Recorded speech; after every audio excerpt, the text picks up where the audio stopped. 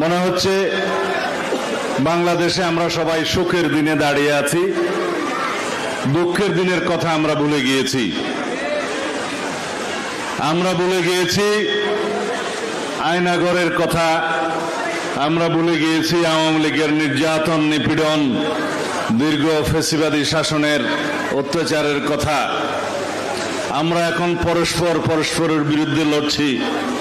গণতান্ত্রিক শক্তিগুলোর মধ্যে বিভিন্নভাবে বিভক্তি সৃষ্টি করার প্রয়াস চলছে। বাংলাদেশের গণতান্ত্রিক আন্দোলনের ইতিহাস ভুলিয়ে দেওয়ার একটা চর্চা চলছে।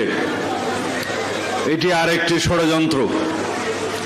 আমরা দেখতে পাই বাংলাদেশের জনগণ নির্বাচনের পক্ষে কথা বললে একটি পক্ষ নির্বাচন ছাড়াই ক্ষমতায় থাকার খায়েশ প্রকাশ করে বিভিন্ন সোশ্যাল মিডিয়ায়। আজকাল কথা বলার স্বাধীনতা এস্টাবলিশড হয়েছে। আমরা বাক ব্যক্তির স্বাধীনতা প্রতিষ্ঠা করেছি। আমরা ফ্রিডম অফ প্রেস এবং রাইট টু স্পিচ আমরা প্রতিষ্ঠা করেছি। সুতরাং সবাই যে যার মতো কথা বলছে, কোন রকমের জবাবদিহিতা নাই। আমরা কি বলতে চাচ্ছি, তাতে দেশের কি ক্ষতি হচ্ছে বা উপকার হচ্ছে, গণতন্ত্রের পক্ষে যাচ্ছে কিনা, সেটা আমরা বাদ বিচার করছি না। আমরা পরস্পরের মধ্যে আপোষে লড়াই শুরু করেছি, এটা কোনোভাবেই ভালো লক্ষণ নয়। আমরা যখন সংস্কারের কথা বলছি, যখন বিচারের কথা বলছি, অনেকেই বলছে আমরা সংস্কার চাই না, আমরা বিচার বিলম্বিত করতে চাই, আমরা শুধু নির্বাচন করছি। এই কথাগুলো কারা বলছে? যারা নির্বাচনে আসলে যাদের জামানত না থাকার কথা তারা বলছে। এই কথাগুলো যারা বলছে তারা আনুপাতিক হারে নির্বাচনের কথা যারা বলছে তারাই এই সমস্ত বয়ান দিচ্ছে। তারা আন্দাজে বয়ান দিচ্ছে, বলছে বাংলাদেশের মানুষ আনুপাতিক নির্বাচন চায়। আনুপাতিক নির্বাচন কি জিনিস আপনারা কেউ জানেন? আপনারা অনুপাত অনুসারে কোনোদিন ভোট দিয়েছেন? অনুপাতের নির্বাচন পৃথিবীর বিভিন্ন দেশে, কয়েকটি দেশে আছে, কোথাও পরীক্ষামূলকভাবে আছে। সেই অনুপাত হলো 100টা দল যদি দাঁড়ায় 1, 2, 3, 4 করে 100 নম্বর পর্যন্ত দিতে হবে। আপনি কাকে আগে চান, কাকে 2-এ চান, কাকে 3-এ চান। মাশাআল্লাহ, আমাদের দেশে এখন রেজিস্ট্রেশন যা হচ্ছে পলিটিক্যাল পার্টির বোধহয় 100 আমাদের এখানে ছাড়িয়ে যেতে পারে। এখন 50 ছাড়িয়ে গেছে। গণতন্ত্রে বলে কথা। এতগুলো রাজনৈতিক দল সবাই এখন রেজিস্ট্রেশন পাওয়ার জন্য মরিয়া হয়ে উঠেছে। 100 কতটা যেন দরখাস্ত দিয়েছে। নির্বাচন কমিশন সূত্রে জানা যায়, স্বামী সভাপতি, স্ত্রী সেক্রেটারি, ড্রয়িং রুম হলো পার্টির অফিস, তারাও রেজিস্ট্রেশন চায়। আমাদের আপত্তি নাই যদি নির্বাচন কমিশন তাদের নীতিমালা অনুসারে তাদের রেজিস্ট্রেশন দেয়। কিন্তু একটি দল, নতুন দল, ছাত্রদের দল, যাদের আমরা সফলতা কামনা করি, উজ্জ্বল ভবিষ্যৎ কামনা করি, রাজনৈতিক অভিজ্ঞতা অর্জনের জন্য আমরা পরামর্শ দিচ্ছি, তারা দাবি করছে মৌলিক সংস্কার না হলে, বিচার না হলে তারা নির্বাচন করবে না। তারা বলছে ওই নির্বাচন কমিশন থাকলে নির্বাচন করবে না। তারা বলছে পরিস্থিতি ঠিক না হলে নির্বাচন করবে না। তাই বাবারা, নির্বাচন করার জন্য আমাদের কি করতে হবে পরামর্শ দিলেই হয়। শুধু করবা না বললে কি হবে? কিভাবে করবে বললে আমরা না হয় পরামর্শ দেব। প্রথম থেকে তাদের ধারণা হয়েছে 5ই আগস্টের ছাত্র গণ অভ্যুত্থানের মালিক তারা।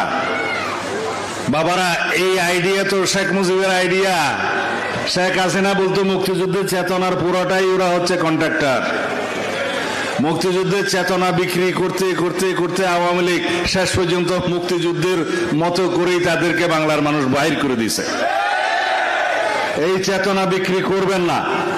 বাংলাদেশের সমস্ত মানুষ গত জুলাই আগস্টের গণ অভ্যুত্থানে অংশগ্রহণ করেছে। সমস্ত রাজনৈতিক দলের নেতা কর্মীরা রক্ত দিয়েছে। শুধু জাতীয়তাবাদী দলের নেতা কর্মীরা, ছাত্রদল, যুবদলের কর্মীরা 422 জন, ক্ষেত্রমতে 700-এর অধিক। বিএনপির যারা রাজনীতি করে তারা শহীদ হয়েছে। যারা শহীদ হয়েছে তাদের তালিকা আমরা এখনো পূর্ণাঙ্গভাবে করতে পারি নাই। 2000-এরও বেশি শহীদ হয়েছে বলে বিভিন্ন পত্র পত্রিকার হিসাব করে আমরা দেখেছি। তাদের প্রকৃত তালিকা এখনো এই সরকার করতে পারে নাই। জাতিসংঘ মানবাধিকার কমিশন ফ্যাক্ট ফাইন্ডিং কমিটি যে রিপোর্ট দিয়েছে, সেই রিপোর্ট অনুসারে তারা বলেছে 1400-এর মতো শহীদ হয়েছে। তাদের মধ্যে শতকরা 13% নারী ও শিশু। তাদের মধ্যে যারা নিহত হয়েছে, শহীদ হয়েছে, তারা শতকরা 66টি বুলেট খেয়েছে, যেগুলো মারণাস্ত্রের বুলেট, যেগুলো সামরিক বাহিনীর অস্ত্রে ব্যবহৃত হয়। তারা বলেছে 2000-এরও বেশি আহত, পঙ্গু হয়েছে, চিরতরে পঙ্গু হয়েছে। আমরা হিসাব জানি না। 5 শতাধিকেরও বেশি মানুষ 2 চোখে অন্ধ হয়েছে, 1 চোখের অন্ধ শত শত, তাদের এখনো হিসাব করতে পারে নাই কেউ। এই যখন অবস্থা, আমরা এখন পরস্পরের বিবাদে লেগে আছি। নির্বাচন করবে করবে না, করবে করবে না, এই বাহাসে আছি।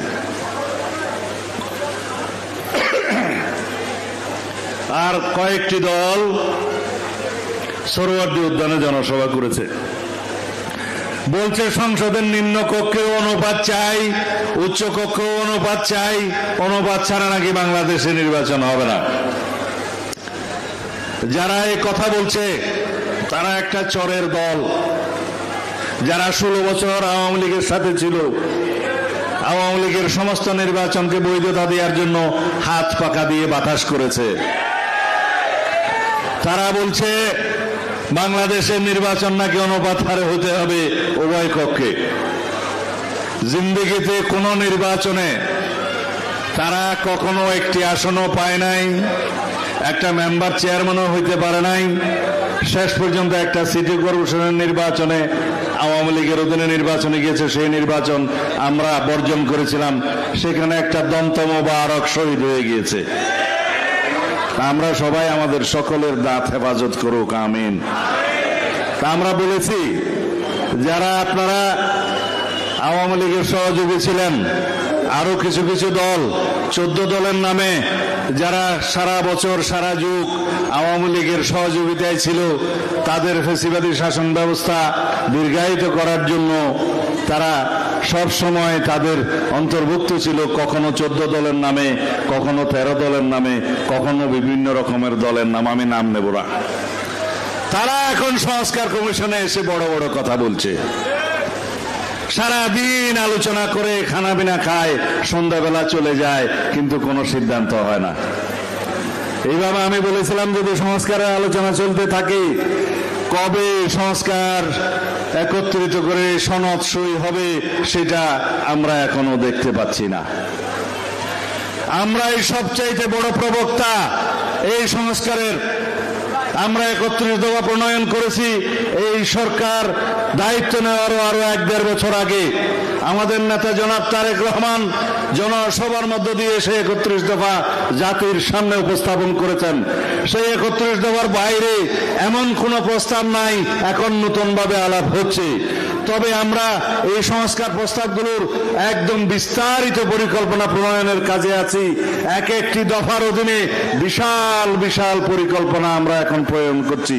স্বাস্থ্য খাত, শিক্ষা খাত, আদালতের বিষয়, বিভিন্ন দারিদ্র বিমোচনের বিষয় এবং বিভিন্নভাবে সুশাসন প্রতিষ্ঠার জন্য সরকারের দেশের বিভিন্ন সেক্টরে আমরা সেই পরিকল্পনা প্রণয়নের কাজে ব্যস্ত আছি। আমরা আমাদের সংস্কার পরিকল্পনা বাস্তবায়ন করব যদি জনগণ আমাদেরকে ম্যান্ডেট দেয়, রাষ্ট্র পরিচালনার সুযোগ দেয়, তাহলে আমরা সর্বক্ষেত্রে সংবিধান সহ সমস্ত ক্ষেত্রে গণতান্ত্রিক সংস্কারের মধ্য দিয়ে একটি শক্তিশালী বাংলাদেশ বিনির্মাণ করব। সেই হিসাবে সকল রাষ্ট্র কাঠামো, সাংবিধানিক কাঠামোর সমস্ত গণতান্ত্রিক সংস্কার হবে। আমরা বাংলাদেশের মানুষের সামনে অর্থনৈতিক মুক্তি আনয়নের জন্য সংস্কারের মধ্য দিয়ে একটি নতুন বাংলাদেশ উপহার দেব। সেই বাংলাদেশের জন্য আমরা কাজ করছি। আমরা বলেছি সবার আগে বাংলাদেশ। আমাদের একমাত্র স্লোগান সবার আগে বাংলাদেশ, অন্য কোন দেশের তাবেদারি নয়। আমরা পার্শ্ববর্তী দেশের হুকুম দখলদারিত্ব দেখেছি। এই দেশে আমি নাম নিচ্ছি না, বাংলাদেশের পুরো সীমানা করদ রাজ্যে পরিণত হয়েছিল। আমরা দেখেছি বাংলাদেশের সমস্ত রাষ্ট্রীয় কাঠামোর সমস্ত কার্যক্রম সরকার পরিচালনা করত দিল্লি থেকে, আমরা দেখেছি। সেই দিন যেন আমাদের আর না দেখতে হয়। এইগুলো যদি আমরা বলে নির্বাচনের কথা বললে আমরা নাকি আরেক দেশের চর হয়ে গেলাম, গোয়েন্দা হয়ে গেলাম, কি কি যেন এজেন্ট হয়ে গেলাম। কারা বলছে? যারা চায় নির্বাচনের মাধ্যমে নাকি গণতন্ত্র প্রতিষ্ঠা হয় না। একজন চুলওয়ালা দাড়িওয়ালা বুদ্ধিজীবী বলছে গণতন্ত্রের মাধ্যমে নাকি বাংলাদেশে লুটপাটের রাজত্ব সৃষ্টি হয়। তো যদি গণতন্ত্রের মাধ্যমে, ভোটের মাধ্যমে গণতন্ত্র প্রতিষ্ঠা না হয়, পৃথিবীতে আর কোন গণতান্ত্রিক ব্যবস্থা আছে কিনা আমাদের তো জানা নাই। দয়া করে যদি বলেন। তাদের একটাই মাত্র উদ্দেশ্য, বিনা ভোটে তারা যেন বর্তমান সংস্কারবাদী সরকারের আয়ু দীর্ঘায়িত করে। কিন্তু বাংলাদেশের মানুষ দেখিয়ে দিয়েছে, বাংলাদেশের মানুষ ভোটাধিকারের জন্য জীবন দিয়েছে। বাংলাদেশের অগণিত ছাত্র জনতা, কৃষক, শ্রমিক, মেহনতি জনতা ছাত্রগণ অভ্যুত্থানে অংশ নিয়েছে। বাংলাদেশের সকল গণতন্ত্রকামী রাজনৈতিক দলের সকল নেতাকর্মীরা এই রাজপথে রক্ত দিয়ে যা প্রতিষ্ঠিত করেছে তা হচ্ছে জনগণের ভোটাধিকার, জনগণের গণতান্ত্রিক অধিকার, জনগণের সাংবিধানিক অধিকার। সেই অধিকার প্রতিষ্ঠার জন্য আবারও যদি আমাদেরকে সংগ্রাম করতে হয় তাহলে আমরা আবার সংগ্রাম করব। যদি কেউ স্বপ্ন দেখে থাকেন বিনা ভোটে বিভিন্ন বাহানায়, সংস্কার বিচারের বাহানা দিয়ে আপনারা অনবরত অনির্দিষ্টকালের জন্য ক্ষমতায় থেকে যাবেন, সেটা দুঃস্বপ্নে পরিণত হবে।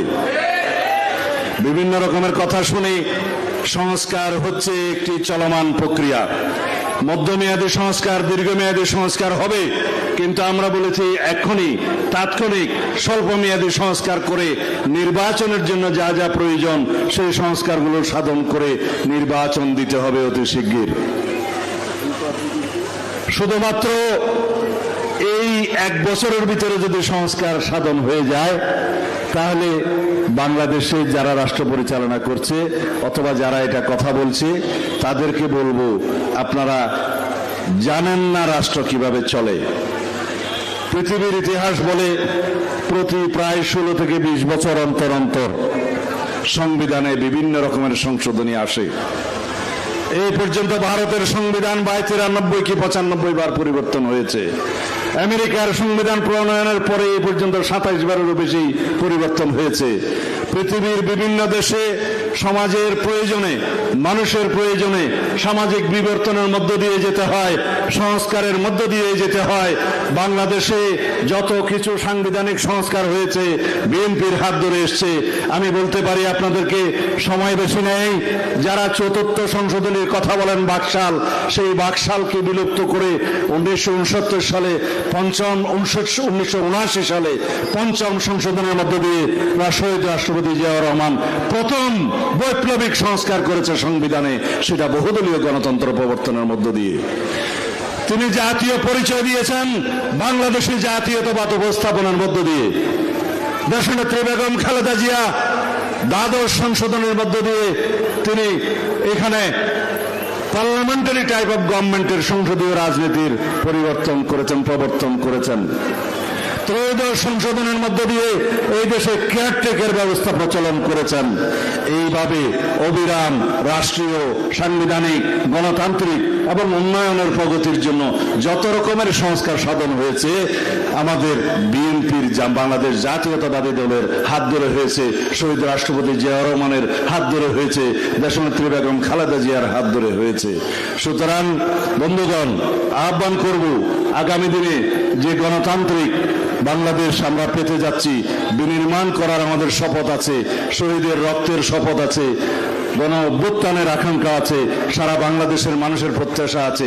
সেই বাংলাদেশে ইনশাআল্লাহ নেতৃত্ব দিবেন জনাব তারেক রহমান, আমাদের সকলের নেতা, বাংলাদেশের নেতা, বাংলাদেশের গণতন্ত্র রক্ষা কবচ, এদেশের স্বাধীনতার সার্বভৌমত্বের পাহারাদার হিসেবে বাংলাদেশের নেতৃত্ব দিয়ে সংস্কারের মধ্য দিয়ে বাংলাদেশকে এমন একটি উন্নত সমৃদ্ধ গণতান্ত্রিক রাষ্ট্রে পরিণত করবেন, সেই রাষ্ট্র গড়ার জন্য আমরা সকলেই ঐক্যবদ্ধ থাকতে হবে।